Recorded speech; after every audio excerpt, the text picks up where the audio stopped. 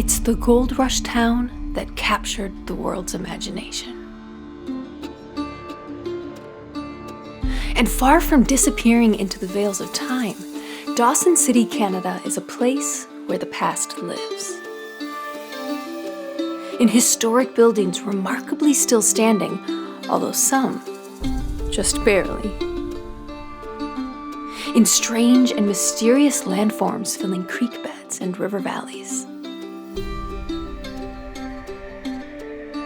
And even in ruins.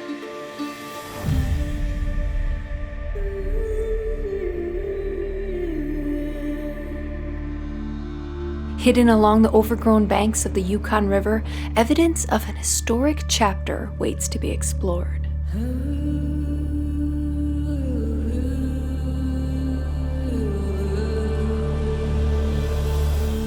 And what was that historic chapter? Why was the Klondike Gold Rush such a monumental event? And what side of the story is rarely told?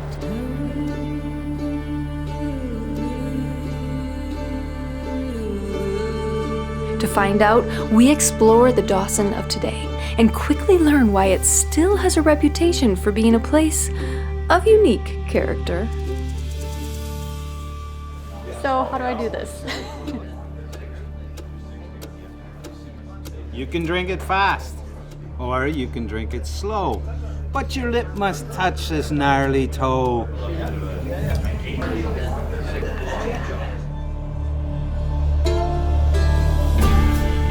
Get ready to dig in and discover the fascinating tale of Dawson City, heart of the Klondike Gold Rush.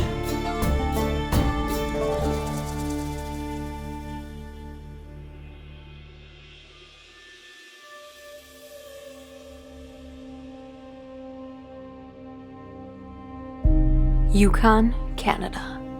This remote northern territory is famed for its vast expanse of untouched land, its powerful meandering rivers, and its hardy people. It is a wild place with a tumultuous past.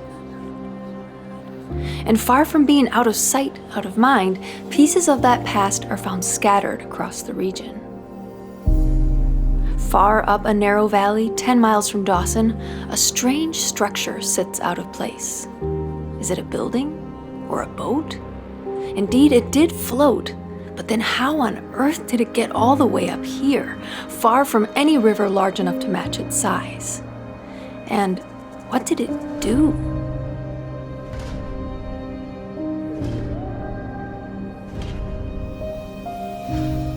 Meanwhile, across the river from Dawson, massive wooden structures lie hidden in the encroaching forest, slowly returning to the earth. Placed one right next to the other, they sit silent as time and rain and ice break them down and disguise their original form. Why are they here? And what role did they play in this story?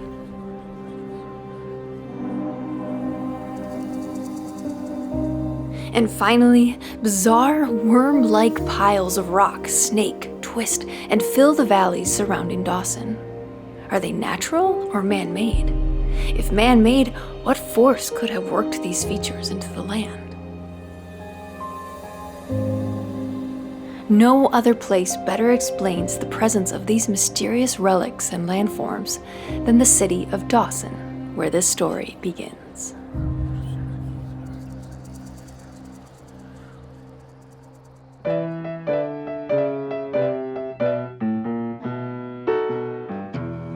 Population 1,500, Dawson City is out there. Even today, well into the 21st century, getting here is quite a commitment and a journey only taken on with great intent. One doesn't simply stop through Dawson. For a majority of the year, Dawson is located literally at the end of the road. Then from about May to September, the top of the world and Taylor highways open, and Dawson becomes a waypoint between Whitehorse, Yukon, and Tok, Alaska. No matter the season, Dawson is remote, which is why it's so surprising to learn that at one point in time, it was called the Paris of the North. Rewind to 1898. Dawson is a city of 30,000, exploding in wealth, activity, misery, hopes, dreams, and its fair share of vice. One would never guess that just 2 years prior, none of this existed. Dawson sprang into existence because of what happened here, 11 miles away, in 1896.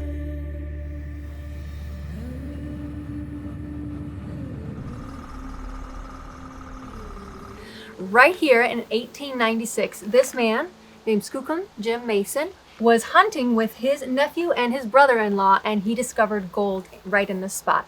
That discovery sparked the whole Klondike Gold Rush that led to scenes like this. This is Chilkoot Pass. People who could not afford to come up the Yukon had to carry all of their stuff in, and I cannot imagine being in the dead of winter trying to go up and down this pass carrying all my supplies for a year. Pretty crazy. So it's awesome to be here in the spot where literally the flames were started. Klondike gold is placer gold, which means it is already eroded from its mother rock. Nuggets, flakes, and fine particles set free to be carried along by creeks and rivers. In Jim Mason's time, the best way to find placer gold was to search along the beds and banks of small mountain streams. Eureka! So this is where they found it.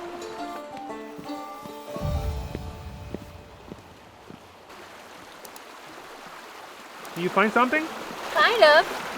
What you got? Well, this riverbed is kind of like a tease. Right here along the edge, there is a lot of something very shiny and glittery, and it's pretty cool. It can't be gold. I can't imagine that it's gold. Maybe it's like mica or pyrite. I did find one little flake of something. It looks very brassy, and maybe it's just pyrite, but in my heart, this is a little flake of gold. Here along this creek, gold is discovered in 1896. The discovery leads to the renaming of this little waterway from Rabbit Creek to Bonanza Creek. And in 1897, 68 miners returned to Seattle laden with unimaginable wealth. News of the find goes global and spreads like wildfire.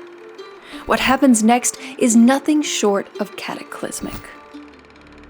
Over 100,000 souls descend on the Yukon, packing northbound steamers and then taking one of two pathways to reach the gold fields. Either the poor man's route, a set of grueling overland routes up and over the boundary ranges, or the rich man's route, into the Bering Sea and then up the Yukon River. And so from 1896 to 1898, wave upon wave of gold seekers arrived. And Dawson went from a swampy marsh to a booming city full of drama, dreamers, haves and have-nots, hard workers and opportunists. And for the people who already lived here, life was never the same.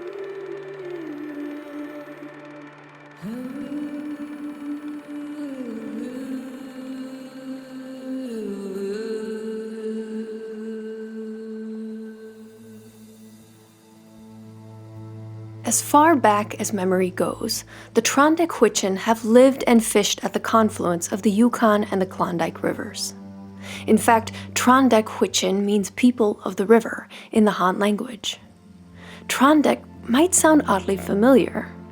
Their name was mispronounced by those who rushed their homeland and ended up splashed across the world's newspapers as Klondike. The fishing village of the Trondheim was located here on this embankment along the confluence. It was called Trochek. When gold rushers flooded the area, they began building in a patch of swamp across the Klondike River. As Dawson swelled, miners encroached and began buying property in Trochek. But the concept of land ownership differed between the two cultures, and when the Trondheim sold structures and homes to the newcomers, they didn't intend to sell the land beneath the homes. In this way, the Trondheim lost their territory in a rapidly shifting cultural and legal landscape that they themselves didn't solicit. Stripped of their land and faced with a city erupting in vice, the Klondike were forced to relocate to a seasonal hunting and fishing site 2.5 miles downriver. The village of Moosehide is still here, though no longer inhabited year-round. It belongs to the Klondike First Nation and is now a space for cultural gatherings as well as seasonal hunting and fishing. Chief Isaac was leader of the Klondike at the time of the gold rush, and his drum proudly depicts a prominent landslide that hangs over the city today. The Moosehide Slide is a defining feature of this landscape and holds deep cultural significance for the people of the river. For millennia, it marked the approach to vital fishing grounds and the reunion of families after winter. We learn all of this history here at the Danojajo Cultural Center in the heart of Dawson City. We deeply appreciate the education we receive here because all too often this story is overlooked in popular narratives of the Klondike Gold Rush.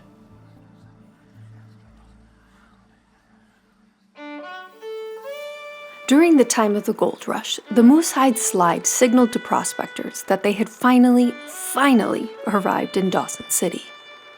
The unique thing about Dawson is that it doesn't require too much imagination to picture what the town was like at that time, because it's all still here.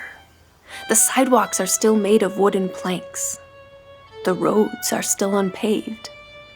And the buildings still stand. Although some just barely. This is what happens when you build directly on permafrost. The heat from the buildings slowly thaws the permanently frozen ground, and things get a little wonky. Today, the buildings that folks want to preserve are razed to save them from a similar fate. Most of the buildings are still in use as homes, businesses, and community organizations. Some are even maintained as time capsules of an age gone by, allowing visitors like us to catch a glimpse into the past. We get to step inside places like the Bank of British North America, which we are about to learn also struggled with the permafrost. This bank also had issues to battle with the permafrost. Its bank vault at one point started sinking down into the ground, ended up 18 inches below the surface. They had to cut steps to get down into it. Couldn't close the door on it. $500,000 worth of gold in it. And couldn't close the door. The currency in Dawson was gold dust. It was used to pay for everything from liquor to lodging to a night with one of the town's working women. Those who accumulated enough of it could deposit their wealth here or at the Canadian Bank of Commerce.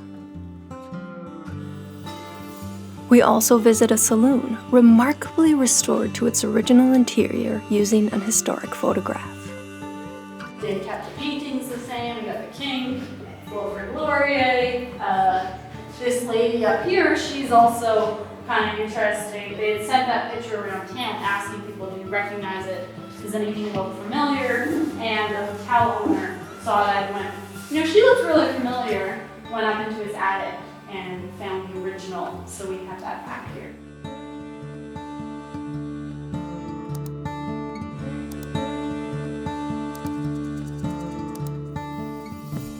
We even sneak a peek inside the old post office, no longer used by Canada Post because of the exorbitant heating costs. It was very, very expensive to heat in the winter. You've got those really tall ceilings, tons of single-pane windows, burned 230 cords of wood in the winter. Most cabins up here, 2 to 4 cords of wood if you got, a bigger house, and that's actually part of its downfall. You might wonder why the federal government built such a grand post office in this remote territory. Well, the Klondike wasn't the only gold rush to sweep through this region at that time. Strikes were also taking place in nearby Alaska, so a fluid and often frenzied movement of people was crossing largely unmonitored borders. The size and cost of this building showed Canada's commitment to the Yukon and its determination to assert its presence within this dynamic scene.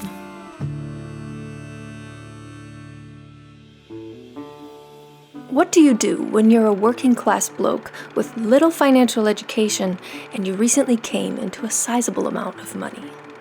In the case of many Dawson stampeders, the answer wasn't to save or invest, but rather to spend.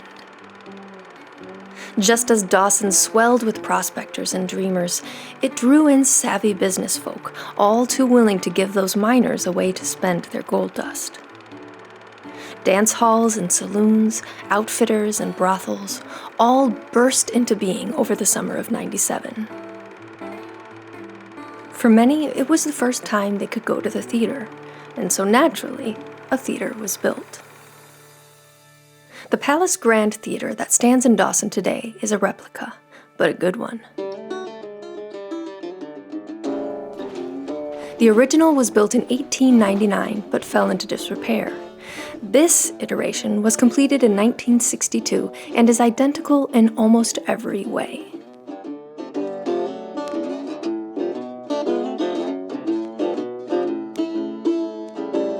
The Palace Grand hosted all manner of shows, from vaudeville to melodramas to comedy and music.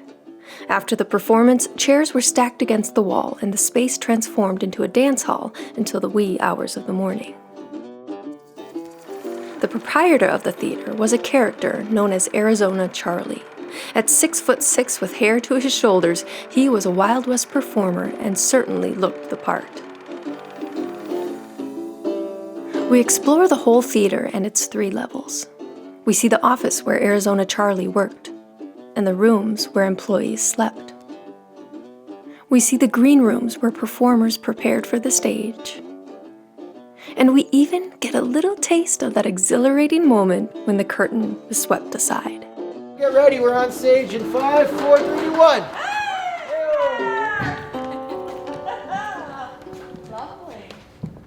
So, who wants to sing a song? You got any singers here? What song you got? Paddle wheeler, oh paddle wheeler, I can still hear that old captain say all aboard. Oh, in 1899 she came up on the line. She's gonna serve the land of the midnight sun. Yeah, that kind of thing. I don't play.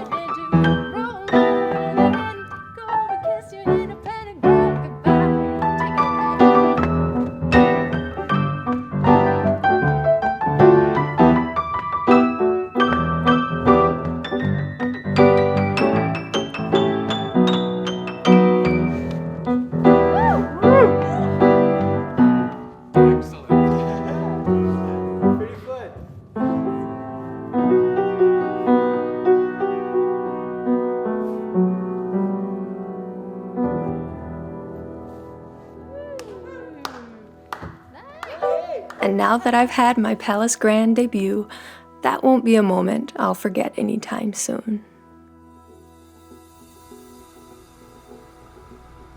All across Dawson, the craftsmanship of the architecture speaks to a time when money flowed and business boomed. But despite this, few of the stampeders actually found the get-rich-quick wealth that they sought. The thing is, in order to make it in a gold rush, you had to either own a business or get there early enough to stake a claim on a gold-producing creek. Otherwise, you were destined to pan, dig, sort, and process earth for someone else. In the early years, this is how gold was mined along the creeks and rivers surrounding Dawson. Then, just around the turn of the century, a new tool was introduced, and it was a game changer. This is a dredge, and quite an historical one at that. Dredge number 4 worked the Klondike region from 1912 to 1959. During its lifetime, it mined 65 million cubic yards of gravel to produce a whopping 300,000 ounces of gold. Perhaps the most fascinating thing about dredges is the way that they move. So it is a floating barge. You've got that wooden hull down there. It's floating in this pond that's independent of the river, of the waterways. And because it's a digging machine, it's digging out in front, water flooding out ahead, filling in behind. That's how it's moving around, and that's why it's, not going over a mountain, because it's floating in a pond. So how did this machine work? It all started outside with the digging ladder. When it was in operation, this arm was equipped with 66 massive buckets, each capable of scooping up 16 cubic feet of earth. When attached to the digging ladder, the assembly functioned much like a chainsaw, excavating material and delivering it to the next stage of the process. To see that next step, we have to go inside.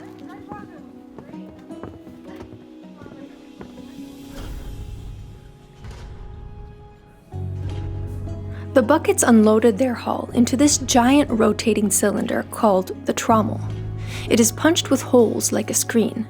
Here the earth was mixed with water and tumbled like a washing machine. Only gravel-sized rock and heavy gold passed through the holes, and anything larger moved to the rear stacker, a massive conveyor belt arm that deposited all that rock in a large pile behind the dredge. The finer material then moved to the sluice tables, where it flowed over metal grates lined with coconut matting. Here the heavier gold settled, while lighter waste material was washed away. The collected concentrate was gathered and transported to the company's gold room in heavy-duty buckets. There, any remaining impurities like fine sand and fool's gold were removed, and the purified gold was melted down and cast into bars. After shutting down in 1959, Dredge No. 4 sat until Parks Canada began restorations in 1991. Little did they know they would find a pleasant surprise during that process. What they didn't know is the hull was still watertight, so it actually popped up and floated on its own. They went off for a coffee break, and they turned around and they're like, the dredge is floating. And they were just able to push it over into place, close the berm out there, drain this side of the pond. Whole project came in under budget and ahead of schedule. Which obviously we're still bragging about.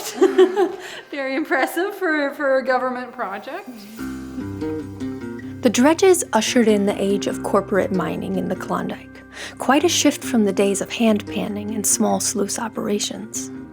In an effort to avoid the boom and bust cycle experienced by most gold rush towns, the government allowed corporate mining across large tracts of land, and the era of the dredge extended all the way until the 60s. Perhaps now you can guess what caused those bizarre, worm-like features in the land surrounding Dawson.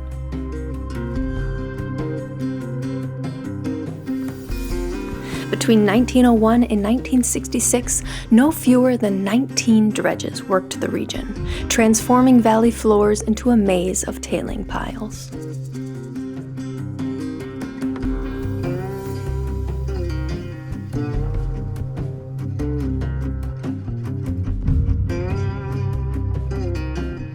And now, if you're wondering if there's still gold in this ground, yes, quite a bit actually.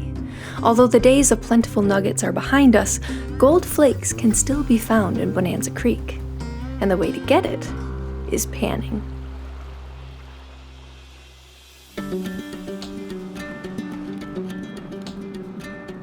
One mile upstream from Dredge No. 4, a single claim is set aside for anyone and everyone to pan for gold and maybe, just maybe, hit the jackpot.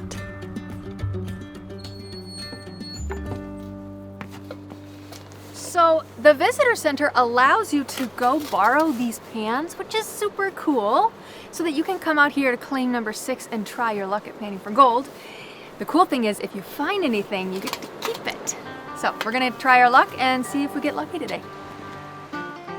It seems a little late in the game to introduce ourselves, but hi, we're Cora and Jose, two artists on a mission to travel Alaska to Argentina, exploring and telling stories of the Americas along the way. Right now, we're feeling just a touch of that gold fever.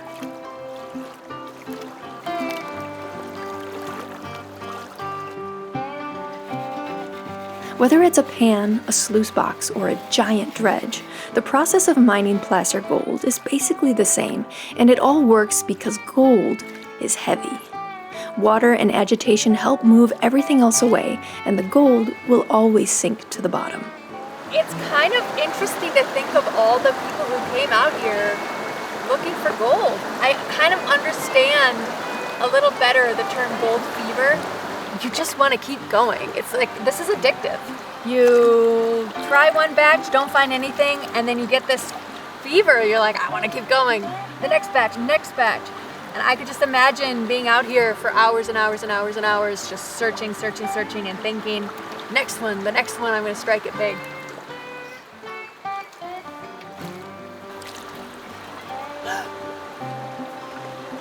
Ow. Just a very golden piece of rock. I got my hopes up there for a second.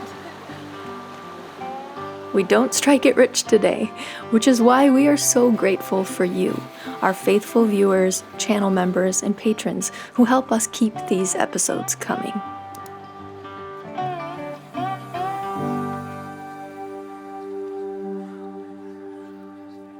So now we know the story behind the mysterious floating structure far from any river, as well as the otherworldly features filling the region's valleys.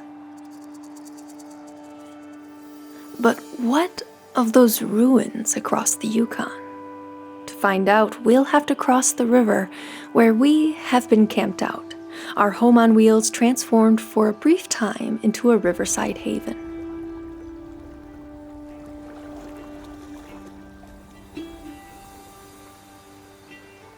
It is quiet and peaceful over here.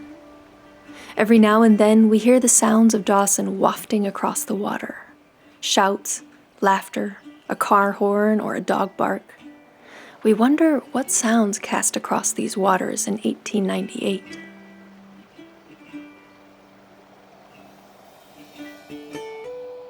But even here on the peaceful side of the Yukon, history lurks never too far away. Not a stone's throw from our campsite, a chapter of Dawson's story lies hidden in the thick brushes lining the riverbank.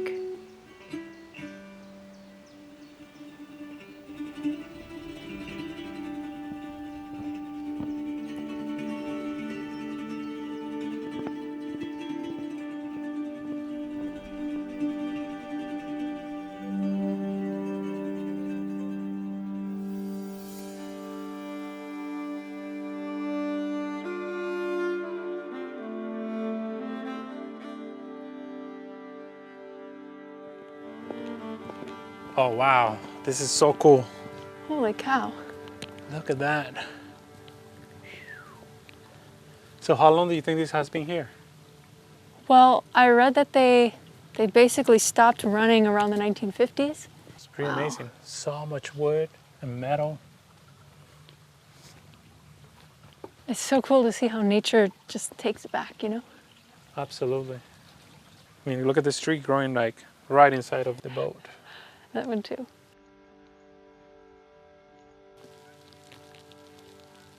Oh, cool.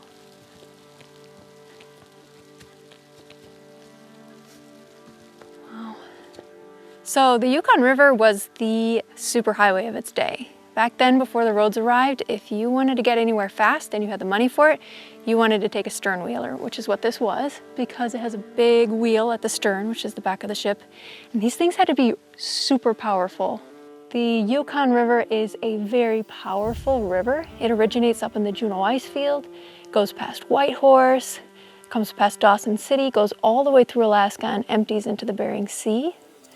And just to give you an example, the distance between Dawson City and Whitehorse is 500 miles on the river. Coming down the Yukon, no problem. You'll get from Whitehorse to here in about 40 hours. In the other direction, completely different. In the other direction, you're looking at least 4 days. So these boats had to be really powerful to contend with those strong currents of the Yukon River. The stern wheelers that plied the waters of the Yukon shaped the economy of an era. They carried goods, people, and ideas across thousands of miles, connecting communities and transforming the region.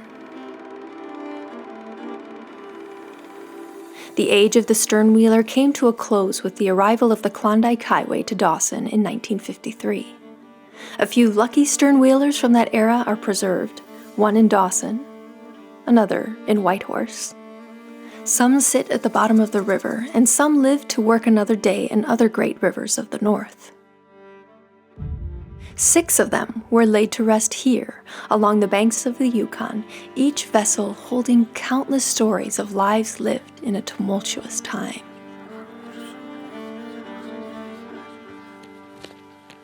Wow, this is amazing. I just can't believe they left all of this to rot.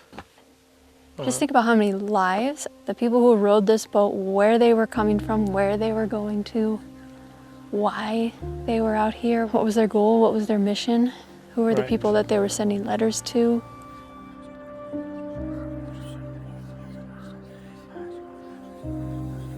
So the Dawson City Visitor Center gives out these sheets which give information on each vessel, and it's really interesting. So this one is the Seattle. It was built in 1898 in Dutch Harbor. It was prefabricated in Seattle. The certification for it was issued in 1900. It was sold in 1943 to the Alaska Railroad. And according to this, it arrived in Dawson August 28, 1898 with 175 tons of freight.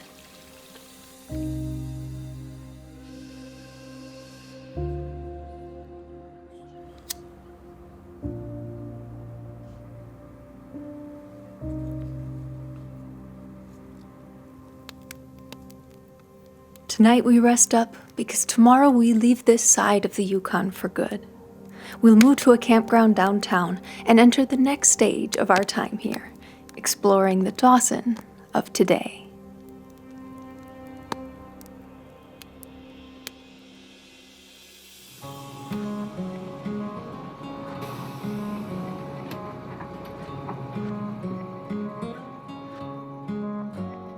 Today, we head across the river for the last time. And as you've probably already noticed, there is no bridge, which of course means it's time to put the bus on a boat.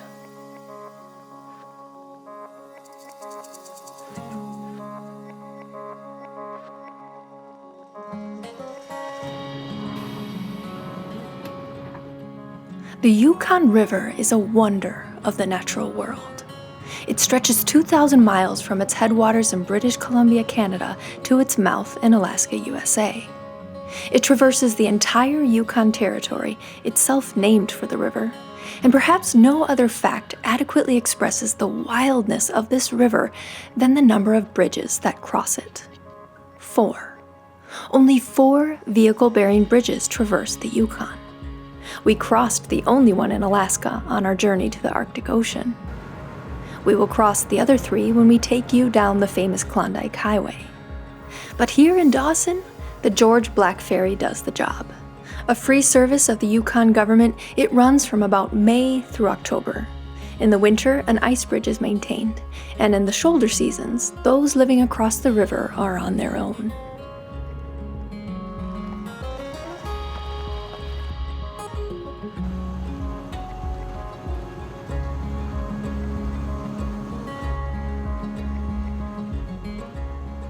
We've crossed the Yukon because we're ready to taste a bit of the nightlife here, which, as it turns out, is filled with its fair share of glitz, flair, and a touch of the absurd.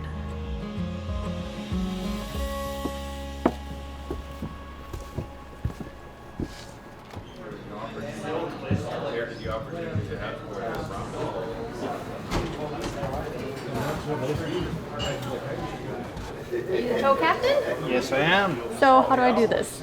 Well, you go to the bar, you order your drink, and you get your name on a ballot.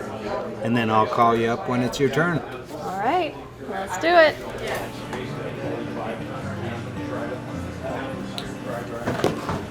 And 2 of you had a...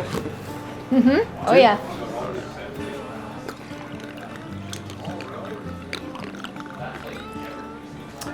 There we are. So take it to the captain, once he calls your name. Sounds, enjoy. There's our ballot. Good to go then? Yeah. Alright. Okay, everybody, it's tow time. Welcome to the Sluice Box Saloon. I'm Captain Dan and I'll be serving up the Sourtoe Cocktail tonight. So first up tonight for the Sourtoe Cocktail is Cora from Wisconsin and Jose from Nicaragua. Come on up, bring your drinks. All right, Captain Dan, we are ready. Hello. Captain Dan, so how this tradition came about? Well, the tradition of the Sourtoe Cocktail goes way back. It started in the 20s during Prohibition. Two rum-running brothers, Louis and Otto Lincoln, were running liquor into the U.S. During a storm, Louis had stepped off his dog sled into the water and soaked his foot. Ouch. And because they were in fear of the Royal Mounted Police on their tail, they continued on. They didn't deal with the wet foot. So by the time they got back to their cabin, they had found that Louis's toe, his big toe, had turned black from frostbite. Oosh. So his brother Otto hacked it off and they put the toe inside a jar of strong rum. And then fast forward 50 years later, 1973, a Dawsonite by the name of Captain Dick Stevenson, he bought the cabin and he came across the toe. So that night he brought it to the saloon and him and his friends passed the toe around, put it inside their drinks, and they invented the Sourtoe Cocktail in 1973. So there you have it, the legend of the Sourtoe Cocktail. And now to officially join the 120,000 other souls in the Sourtoe Cocktail Club, we just need to follow a couple simple rules. Number 1, follow the captain's instruction. Membership will be voided if you chew, suck, bite, or put the toe in your mouth. If the toe is swallowed, you must pay a $2,500 fine. Oh, and there's just one other thing. Okay, Cora, are you ready? I'm ready.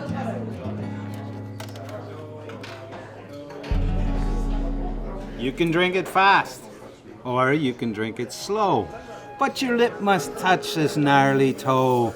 Only the lip, no teeth, no tongue, and certainly no tonsils. Drink up.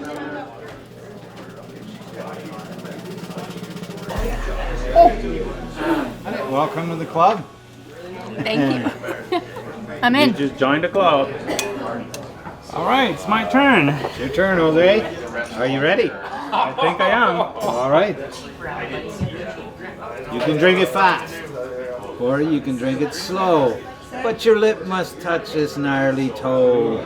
Only the lip, no teeth, no tongue, and certainly no tonsils. All right. Bottoms up. All right. Here we go. Cheers to Dawson City.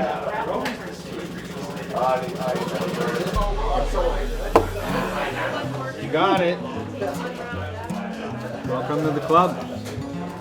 Thank you. So I'm curious now, where do these toes come from? The toes are donated by people.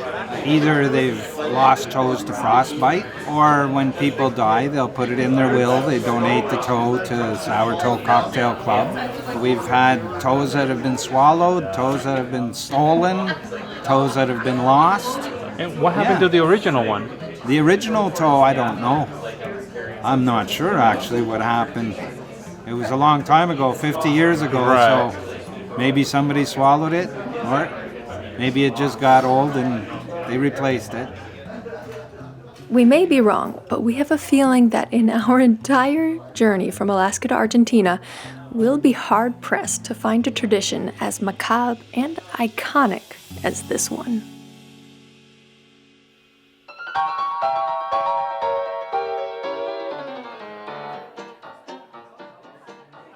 Imagine a casino where you can enjoy a dazzling and risque show put on by a company of top-rate performers. And hit the slots. And no matter how much money you lose, you feel great about it. Diamond Tooth Gerties is a nonprofit operated by the Klondike Visitors Association. When you spend or lose money here, it goes right into community grants, services, and wages. We're not gamblers, at least not with money, but here we're more than happy to make a donation.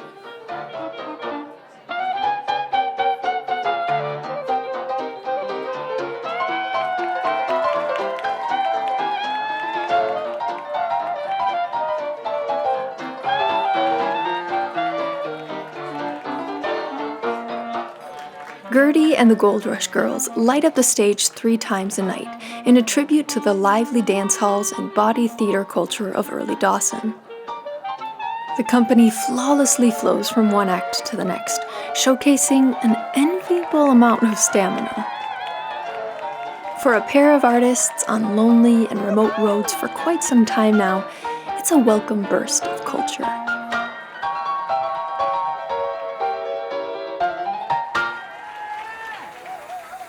And that is a theme we are starting to pick up on here in the Dawson of today.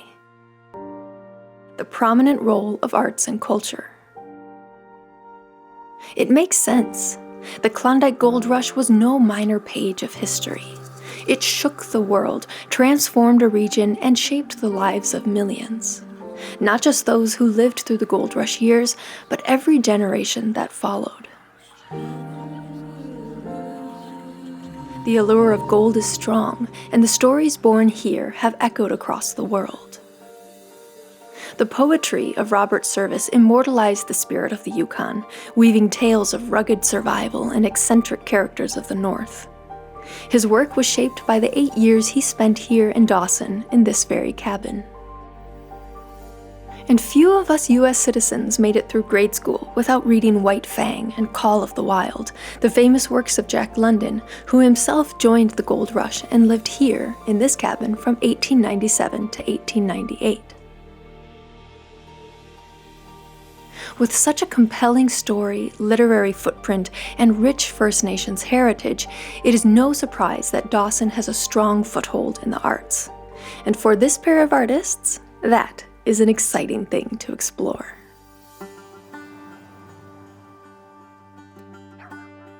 Dawson is home to 2 prominent institutions in the art scene of northern Canada. The Yukon School of Visual Arts, which offers a unique year-long program for students pursuing a Bachelor of Fine Arts degree. And Kayak, the Klondike Institute for Arts and Culture, a community arts organization that serves the region in many ways. From performance spaces, to residencies and arts festivals, to studio spaces with workshops and trainings. And even a gallery that hosts exhibitions year-round. The Odd Gallery keeps busy with an ongoing rotation of work from contemporary artists, local, national, and international. In short, to say Dawson is fixated on the past is maybe not so accurate. It seems to us that Dawson draws inspiration from the past, but has its sights set firmly and resolutely towards the future.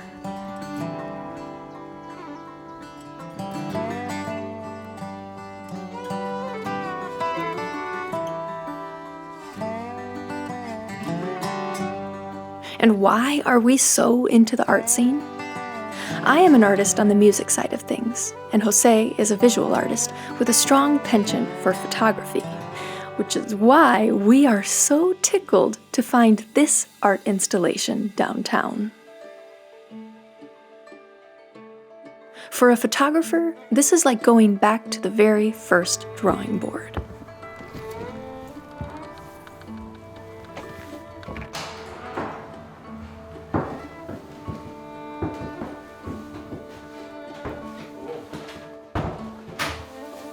This is amazing. Yeah, the definition of it, and it's just like a projector. The camera obscura, Latin for dark chamber, dates back to at least the 4th century BC, and is the foundation of all photography. At its core, the concept is simple. Light passes through a small hole into a dark space, projecting an upside-down and reversed image of the outside scene. This phenomenon, once used by artists and scientists to study light and perspective, eventually led to the development of the photographic camera. You should go outside and stand in front of it. Yeah, I was just thinking that. And while we're on the subject of photography, when in Dawson, Today we're doing something we've never done before and I'm super excited for, and that is to get old-time photos. And what better place to do that than here in Dawson City. Alright Alright, so over here we've got dresses, blouses, and Can girls outfits. Over here behind me we've got suits, button-downs, Wild West Miner outfits. Down here is kids sizing, so you guys don't have to worry about any of that. We recommend that you pick up base outfits such as shirt, pants, shoes, and a hat, or dress shoes and a hat, and then I'll come in and help you out with some smaller accessories. Alright, I'll give you guys about 15 minutes. Thank you.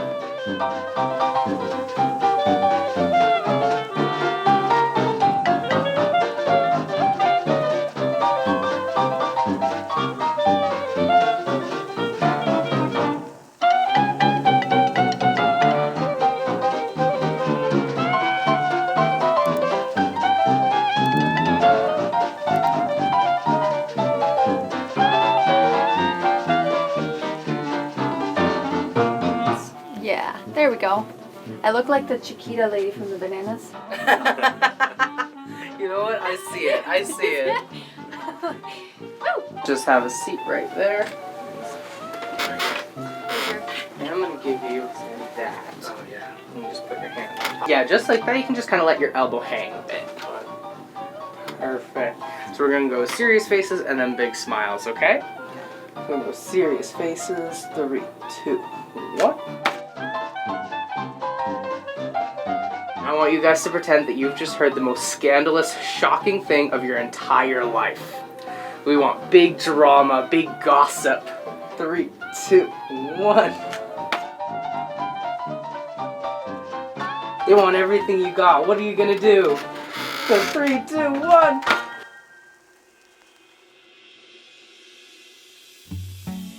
During our time in Dawson, we've explored the past and experienced a lot of the things most visitors do. What we don't expect is the opportunity to be part of something pretty special. We just happen to be in the right place at the right time to connect with a local artist who not only allows us to document this moment, but also to tour one of the coolest vessels we will ever step aboard. We invite you to tour the Wooden Pearl, to meet Driftwood Holly, and join us for a heartwarming celebration atop Dawson's Midnight Dome next time on Art We There Yet?